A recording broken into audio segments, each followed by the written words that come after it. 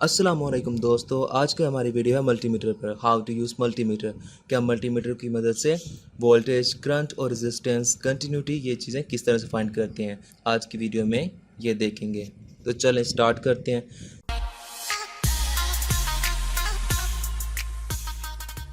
अभी हमारे पास जो मल्टीमीटर है वो ऑफ है। तो सबसे मैं आपको ये बता दूं कि हम केबल्स किस तरह कनेक्ट करेंगे। जो ब्लैक केबल होगी वो कॉमन में कनेक्ट करेंगे। यहाँ पे आप देख सकते हैं ग्राउंड का भी आपको साइन नज़र आ रहा है। तो यहाँ पे आप ब्लैक केबल इंसर्ट करेंगे और जो सेकंड वाली हमारे पास एक केबल होती है रेड, तो रेड वाली को हम ये वोल्ट, रेजिस्टेंस और एम्पेयर जहाँ पे लिखा हुआ है उसमें इंसर्ट कर देंगे। हमारे पास रेड वाली वायर होती है मीटर की, ये पॉजिटिव होती है, पॉजिटिव वायर होती है। और ये जो ब्लैक वाली होती है ये नेगेटिव वायर होती है, यहाँ इसे ग्राउंड भी बोल सकते हैं आप। ये ग्राउंड वायर है और ये वाली पॉजिटिव वायर है, ठीक है। तो चलें सबसे पहले हम स्टार्ट करते हैं डीसी वोल्टेज से, कि डीसी वोल्टेज हम किस तरह फाइंड करेंगे। अगर आपको गाइस पता है कि हम किस रेंज में डीसी करंट फाइंड कर रहे हैं तो आप उसके ऊपर सेलेक्ट कर लें। फॉर एग्जांपल अगर मैं 200 वोल्ट्स तक मेजर करना चाहता हूँ, मुझे पता है कि मेरा जो वोल्टेज है वो 200 से कम ही है, तो मैं 200 पे रख के फाइंड करूँगा। लेकिन अगर मुझे नहीं पता कि मैं अंदाज़ा नहीं है कि कितने वोल्टेज है, तो हम सबसे हाई पे रखेंगे इसको, ठीक है। अगर हम मुझे नहीं कंफर्म नहीं कि मैं कि जो मेरे वोल्टेज मेजर कर रहा हूँ वो उसकी वैल्यू कितनी होगी, तो हम सबसे हाईएस्ट पे रखेंगे और फिर कम करते आएंगे और जहाँ पे हमें हमारी अप्रोप्रिएट वैल्यू मिल जाएगी तो वहीं पे हम उसे रख लेंगे, ठीक है। आपको एक बैटरी है, सेल है मेरे पास, मैं इसके वोल्टेज आपको फाइंड करके दिखाऊंगा। तो इसका क्योंकि मुझे पता है ये जो मेरे पास सेल है ये है 3.7 वोल्ट का, तो इसके लिए मैं इसे 20 वोल्ट पे सेट कर सकता हूँ, क्योंकि मुझे पता है कि 20 से कम ही है इसका वोल्टेज होगा, उससे ज़्यादा नहीं हो सकता, ठीक है। तो जो रेड वाली होगी, रेड वाली जो इसकी केबल होगी वो हम पॉजिटिव टर्मिनल पे लगाएंगे और ब्लैक वाली नेगेटिव टर्मिनल पे। तो आप यहाँ पे देख सकते हैं ये हमारे पास वोल्टेज शो कर रहा है 4.01, ठीक है। इसी तरह मेरे पास एक दूसरा सेल है, ये है ए साइज़। इसका अगर मैं वोल्टेज चेक करता हूँ, इसका भी वोल्टेज इसी रेंज में, क्योंकि मुझे मालूम है तो मैं इसे 20 पे रख के ही चेक कर सकता हूँ। तो इसका जो ब्लैक वाला है वो नेगेटिव पे लगाऊंगा और रेड वाला पॉजिटिव पे। तो इस तरह से इसका हम वोल्टेज फाइंड कर लेंगे। ये हमारे पास आ रहा है 1.62। ओके, अब हम आ जाते हैं रेजिस्टेंस की तरफ। ये मेरे पास एक रेजिस्टर है, इसकी वैल्यू हमने किस तरह फाइंड करनी, मीटर की हेल्प से हम इसको किस तरह फाइंड कर सकते हैं। तो पहले आप रेंज पे लें 20K में, मैं इसे चेक करता हूँ पहले। इस रजिस्टर का कोई इशू नहीं होता कि आप रेड वायर इस तरफ लगाएं या ब्लैक उधर लगाएं, आप जिस मर्जी तरफ लगा के चेक कर सकते हैं रजिस्टर की वैल्यू। तो ये मैंने लगाया क्योंकि मैंने ये के में, किलो में मुझे वैल्यू देगा ये। तो ये भी आप देख सकते हैं कि यहाँ पे लिखा हुआ है 2000K, यहाँ पे 200K लिखा हुआ है, यहाँ पे 20K। तो आपको अगर अंदाज़ा है कि आपने जो रेजिस्टेंस फाइंड करनी है वो किस रेंज में है, तो आप उसी रेंज पर रख के स्टार्ट कीजिए। अगर वैल्यू नहीं सही आ रही तो आप इसको मीटर को ऊपर नीचे करके देखें तो आपकी एग्जैक्ट वैल्यू आ जाएगी, ठीक है। अब क्योंकि मैं रेजिस्टेंस फाइंड कर रहा हूँ, मुझे वो लगता है कि ये 10 to 20K के आसपास इसकी वैल्यू होगी, तो इसलिए मैं 20K पे सिलेक्ट करता हूँ मीटर को और मैं ये लगाता हूँ। तो ये देखिए ये हमारे पास वैल्यू दे रहा है 9.53, यानी कि अप्रॉक्सीमेटली 10 किलो की ये रेजिस्टेंस है हमारे पास, ठीक है। 10 किलो की रेजिस्टेंस है हमारे पास। तो अब हम बात करते हैं इसकी कंटिन्यूटी की। यहाँ पे डायोड का सिंबल बना होता है, इसको हम, चलो पहले मैं डायोड आपको चेक करके दिखाता हूँ हम डायोड किस तरह से देखते हैं। ये मेरे पास एक डायोड है, इसको आप देख सकते हैं। इसकी एक साइड सिल्वर कलर की है, जो इसका कैथोड, इसके ऊपर सिल्वर लाइन सी बनी होती है कैथोड पे, और दूसरी साइड उसकी ब्लैक ही होती है। डायोड के ये वाली साइड इसकी एनोड है डायोड की, और ये वाली कैथोड जिस साइड पे सिल्वर कलर होता है। तो अगर मैं इसके एनोड के साथ रेड वायर लगाऊं और कैथोड के साथ ब्लैक वायर लगाऊं तो ये हमें वैल्यू शो करेगा यहाँ पे इस तरह से, ठीक है। और अगर मैं इसको रिवर्स करके लगा दूं, यानी कि जो इसका एनोड है वो मैं ब्लैक के साथ कनेक्ट कर दूं और इसका जो कैथोड है वो मैं रेड वायर से कनेक्ट कर दूं पॉजिटिव के साथ, ये हमें वैल्यू 1 देगा, ठीक है। मीन ये है कि अगर हम फॉरवर्ड बायस में डायोड को लगाएंगे तो ये हमें इसकी वैल्यू शो करेगा, और अगर हम डायोड को रिवर्स बायस में लगाएंगे 1 नंबर देगा यहाँ पे। ठीक है, तो इस तरह से हम डायोड को भी चेक कर सकते हैं इससे। तो फ्रेंड्स, अब मैं बात करता हूँ कंटिन्यूटी की। कंटिन्यूटी हम किस लिए यूज़ करते हैं?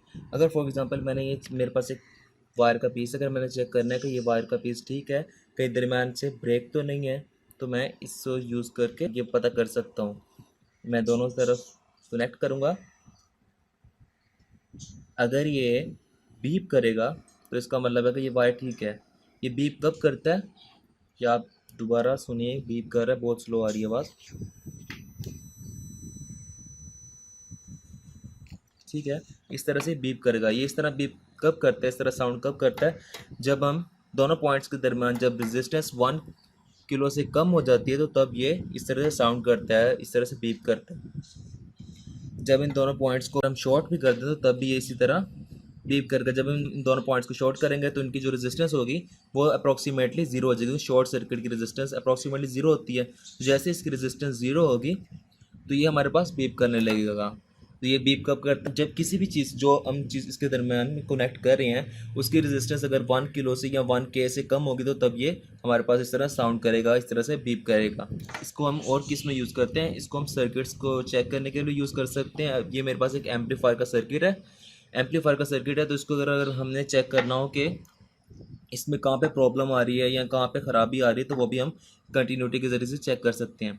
अगर फॉर एग्जांपल मैंने चेक करना है कि ये मेरा एक पॉइंट है, यहाँ से लेके यहाँ तक ये जो पाथ जा रहा है ये सही है या कहीं से ख़राब तो नहीं है, तो ये मैं यहाँ पे लगा के यहाँ पर लगा चेक करूँगा, तो ये बीप कर रहा है, इसका मतलब ये वाला जो पाथ जा रहा है ये ठीक है, यहाँ से लेके यहाँ तक करंट जा रहा है।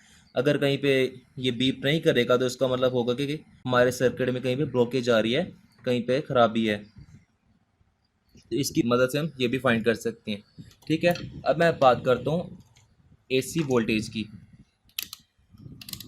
जैसे कि मैंने आपको डीसी वोल्टेज में बताया कि अगर आपको पता है कि हम कितनी रेंज में वोल्टेज फाइंड कर रहे हैं तो उसी रेंज पे आप रख लें। अगर आपको नहीं पता कि ये वोल्टेज कितनी रेंज के हैं जो हम मेजर करने वाले हैं, तो सबसे हाईएस्ट पे आप रखें। ठीक है, अब क्योंकि मैं एसी वोल्टेज फाइंड करने वाला हूँ तो मैं इसे हाईएस्ट पर रखता हूँ। ये हाई वोल्टेज ऊपर भी ये शो कर रहा है। जब ये हाई वोल्टेज यहाँ पे लिखा है तो आप तब ज़रा ध्यान से करें, क्योंकि वो काफ़ी डेंजरस हो सकते हैं। अगर मैं डीसी में भी सिलेक्ट करता हूँ 1000 पे, तो यहाँ पे भी लिखा आ रहा है हाई वोल्टेज। अगर आप डीसी या एसी हाई वोल्टेज फाइंड कर रहे हैं तो आपके हाथ और पाँव बिल्कुल खुश्क होने चाहिए, आपके हाथ या पाँव गीले ना हो, और आप जूता पहन के या किसी लकड़ी की चीज़ के ऊपर खड़े होकर तभी ये फाइंड करें, तो ये आपके लिए बेहतर होगा। चलिए हम एसी वोल्टेज आपको मैं फाइंड करके दिखाता हूँ। तो इसको मैं यहाँ पे सिलेक्ट कर लूँगा। तो इस तरह फ्रेंड्स, अगर आपने एसी करंट फाइंड करना है तो ये जो इसके दो वायर्स हैं वो इस तरह से आप इसके अंदर इंसर्ट करेंगे। ठीक है, तो यहाँ पे आप देख सकते हैं 229 वोल्ट्स मुझे वैल्यू दे रहे हैं। ठीक है, तो जब एसी वोल्टेज आप फाइंड करेंगे तो ज़रा ध्यान से कीजिए, ये काफ़ी हाई वोल्टेज है तो ये आपके लिए नुकसानदेह भी हो सकता है। ठीक है, इसका आप एसी करंट है तो इसका कोई प्रॉब्लम नहीं होता कि आप रेड वायर इधर लगाएं या ब्लैक वायर इधर लगाएं या इधर लगाएं, इसका कोई इशू नहीं होता। ठीक है, डीसी करंट में आपको पोलैरिटी का ख्याल करना पड़ता है। ठीक है, तो चलिए फ्रेंड्स, अब हम बात करते हैं करंट की। करंट हमने किस तरह से फाइंड करना है। सबसे पहले मैं आपको ये बता दूं कि अगर हमने वोल्टेज फाइंड करना होता है तो तब हम जो मल्टीमीटर की वायर्स होते हैं हम इसको पैरेलल में लगाते हैं, लेकिन जब हम करंट फाइंड करें तो हम इस मीटर को सीरीज़ में, सर्किट के अंदर सीरीज़ में लगाएंगे, तो तभी हमारे पास करंट फाइंड होगा। ठीक है, वोल्टेज फाइंड करना हो तो तब हम पैरेलल में लगाएंगे, अगर करंट फाइंड करना हो तो हम मीटर को सीरीज़ में लगाएंगे। वो मैं बताता हूँ कि किस तरह लगाना है। और अगर आपको पता है कि आप जो करंट फाइंड करने वाले हैं वो तकरीबन 200 मिली एम्पेयर तक है या उससे कम का है, तो फिर आप इन वायर्स को इसी तरह रहने देंगे और करंट फाइंड कर लेंगे। लेकिन अगर आपको लगता है कि जो आप करंट फाइंड करने वाले हैं वो 200 मिली एम्पेयर से ज़्यादा हो सकता है, तो फिर आप क्या करेंगे, इस वायर को यहाँ से निकाल के नेक्स्ट वाले में लगा देंगे, और जो ये वाली इसको घुमा के 10 एम्पेयर पे सेट कर देंगे। ठीक है, और इस वायर को आगे कर देंगे। ये मैं आपको करके दिखाता हूँ। पहले मैं आपको 200 मिली एम्पेयर तक का करंट फाइंड करके दिखाता हूँ। करंट हमने किस तरह फाइंड करना है, ये मेरे पास 3.7 वोल्ट की दो बैटरीज है, मैंने इनको आपस में जोड़ा हुआ है। वैसे अलग अलग दो सेल कह लें या बैटरीज कह लें, ठीक है। ये मेरे पास एक एलईडी है, तो अब किस तरह फाइंड करेंगे हम इसका एलईडी का जो बड़ी वाली, इसकी जो दो वायर्स होती हैं, एक बड़ी होती है और एक छोटी। जो बड़े वाली होती है वो पॉजिटिव होती है और साइड दूसरी होती है नेगेटिव होती है, ठीक है। तो हमने ये सीरीज़ में कनेक्ट करना है, तो हम किस तरह करेंगे, पॉजिटिव वाले के साथ मैं ब्लैक वायर लगा दूंगा, ठीक है। सीरीज़ में लगाना है ना हमने। और अब ये इसकी जो नेगेटिव साइड है ये मैं इसके नेगेटिव टर्मिनल पे लगाऊंगा, ठीक है। और जो इसका पॉजिटिव वायर है रेड वाली मीटर की, वो मैं पॉजिटिव टर्मिनल पे लगाऊंगा। एलईडी का जो नेगेटिव टर्मिनल है वो मैं इसके नेगेटिव टर्मिनल के साथ लगाऊंगा, ठीक है।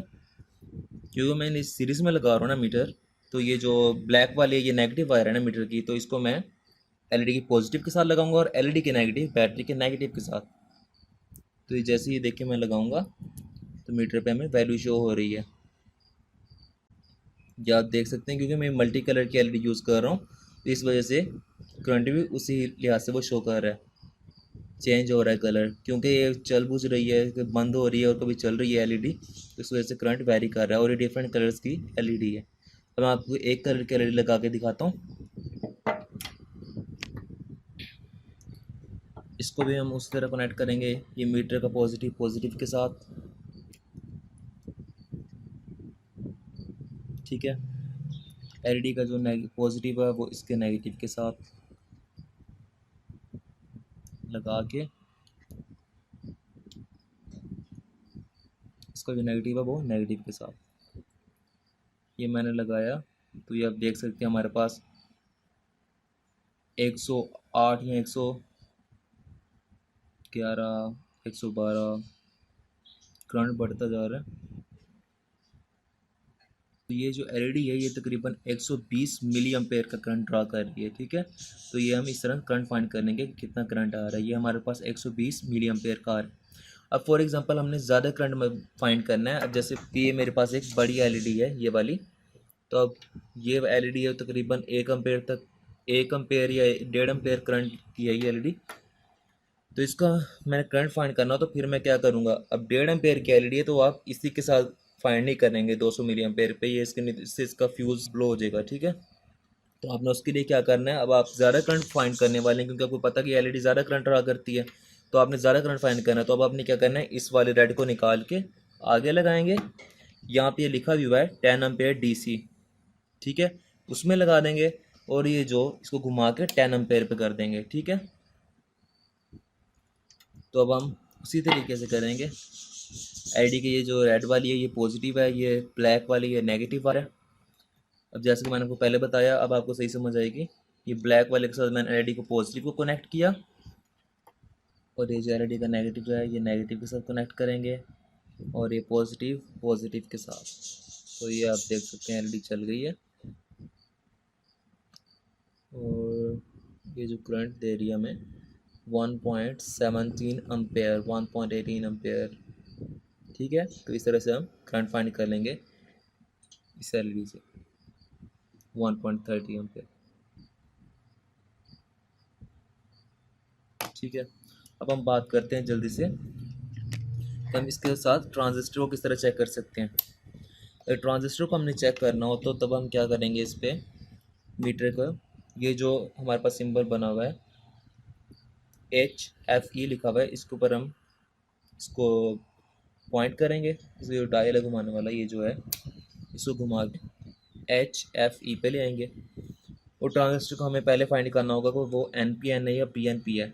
अगर वो NPN ट्रांजिस्टर है तो हम इस साइड पे लगाएंगे और अगर PNP ट्रांजिस्टर है तो फिर हम उसको इस साइड पे लगाएंगे। और ये होल्स बने हुए हैं तो इन होल्स के अंदर हमने ट्रांजिस्टर को लगाना है। फ्रेंड्स मेरे पास ये दो ट्रांजिस्टर हैं, हमने ट्रांजिस्टर को किस तरह चेक करना है। अब ये मेरे पास एक है ये NPN ट्रांजिस्टर है और ये वाला PNP। इसको हम किस तरह चेक करेंगे तो चलो देखते हैं हम। ये हमारे पास लिखा हुआ है यहाँ पे अमीटर बेस कलेक्टर अमीटर, ठीक है। तो क्योंकि ये NPN है तो मैं इसे इस साइड पे लगाऊंगा। अब इसका ये कलेक्टर है, ये बेस और ये अमीटर है, तो इसको मैं इसके अंदर इंसर्ट कर दूंगा। तो ये हमें वैल्यू देगा इस तरह से।